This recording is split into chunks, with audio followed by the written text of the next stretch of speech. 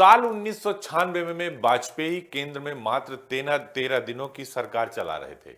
ये वो दौर था जब बृजभूषण सिंह सबसे गंभीर संकट में थे। वो विवादित ढांचा गिराने के मामले में आरोपी थे और राजनीतिक षड्यंत्रों के चलते उन्हें टाडा के तहत दिल्ली की तिहाड़ जेल में शिफ्ट कर दिया गया था। साथ ही उन पर 1992 के मुंबई में जे हॉस्पिटल शूटआउट में अंडरवर्ल्ड डॉन दाऊद इब्राहिम के शूटरों के मदद करने के भी आरोप लगे थे और ये संगीन आरोप था। ऐसे समय में जब पार्टी कई सहयोगी दल किनारा कर सकते थे तो अटल बिहारी वाजपेयी ने व्यक्तिगत रूप से हस्तक्षेप किया। उनका पत्र केवल हालचाल पूछना नहीं था बल्कि एक मनोवैज्ञानिक संबल था, क्योंकि देश का प्रधानमंत्री बृजभूषण सिंह को जेल में रहते हुए चिट्ठी लिखी और उनका हालचाल पूछा। इस चिट्ठी ने बृजभूषण सिंह को सियासी तौर पर और भी ज्यादा ताकतवर बना दिया, क्योंकि प्रधानमंत्री की चिट्ठी अपने आप में एक बड़ी लकीर थी। पत्र के शब्द बृजभूषण सिंह को सप्रेम नमस्कार के साथ संबोधित करते हैं और उन्हें नए सिरे से जमानत का प्रयास करने को कहते हैं। सबसे महत्वपूर्ण हिस्सा वो रहा जो प्रेरणा देता है। आजन्म कैद की सजा काटने वाले सावरकर जी का स्मरण करें, पढ़ें, संगीत सुने और खुश रहें। हारिए न हिम्मत, बिसारिए न हरि को नाम, जाही विधि राखे राम, ताही विधि रही।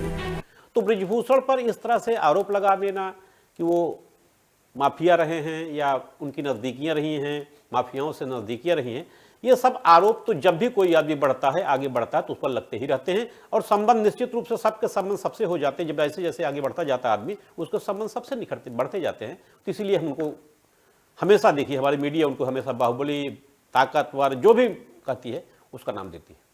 वाजपेयी ने बृजभूषण को वीर सावरकर से प्रेरणा लेने को कहा, जो हिंदूवादी विचारधारा के लिए आजीवन कैद की सजा काट चुके थे। ये पत्र स्पष्ट करता है कि पार्टी नेतृत्व, विशेषकर वाजपेयी, बृजभूषण सिंह को एक पीड़ित और विचारधारा के लिए लड़ रहे कार्यकर्ता के रूप में देखते थे, न केवल एक आरोपी के रूप में।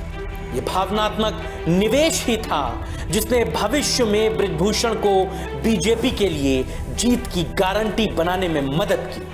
और ये न केवल अपने इनकी जो व्यवस्था रहती है राजनीति में, इनका जो प्रबंधन रहता है, उसके बदौलत न केवल गोंडा संसदीय सीट से, बल्कि ये समाजवादी पार्टी के टिकट पर कैसरगंज क्षेत्र से चुनाव लड़े, वहाँ से जीते।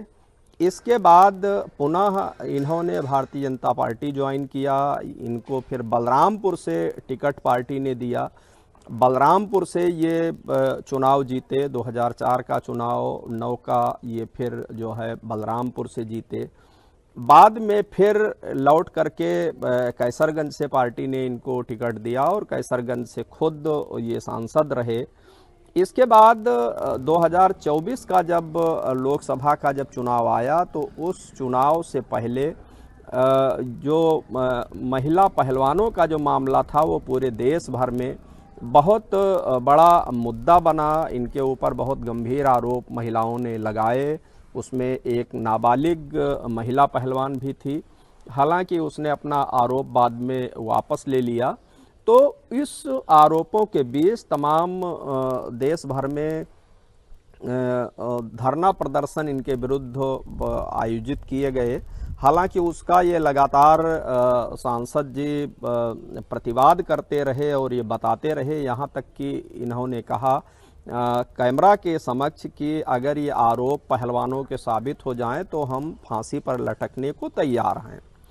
तो इस प्रकार से इनको फिर पार्टी ने टिकट जब नहीं दिया तो इनके जो छोटे बेटे हैं करण भूषण सिंह, उनको पार्टी ने टिकट दिया और वर्तमान में कैसरगंज संसदीय सीट से वो सांसद निर्वाचित हुए।